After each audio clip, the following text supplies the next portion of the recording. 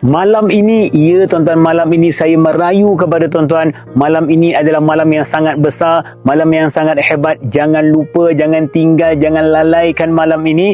Kerana malam ini adalah malam 27 Ramadan. Kebanyakan ulama' di Al-Azhar menyatakan tidaklah Lailatul Qadar itu berlaku melainkan pada malam 27 Ramadan. Bila? Ya, malam ini tuan-tuan dan puan-puan. Di antara ibadah-ibadah yang boleh kita lakukan pada malam ini, solat, baca Al-Quran, istighfar, bersolawat dan memperbanyakkan doa.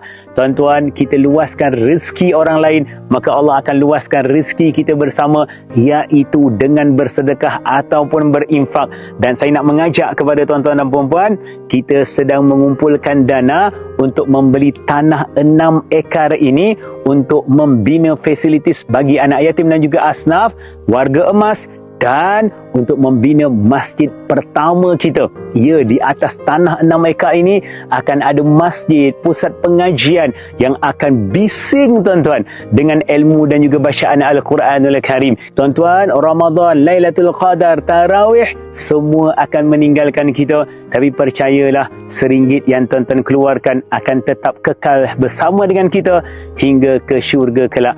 Jangan tinggalkan video ini, melainkan tuan-tuan telah bersama, tuan-tuan telah sebar-sebarkan, tuan-tuan telah sampai-sampaikan. Ya Allah, sampaikan Lailatul Qadar kepada kami, izinkan kami beribadah di dalamnya, dan gandakanlah rezeki dengan RM1 yang telah kami keluarkan. Moga Allah mudahkan segala urusan. Salam Lailatul Qadar daripada saya, tuan-tuan dan puan-puan. Moga Allah mudahkan segala urusan.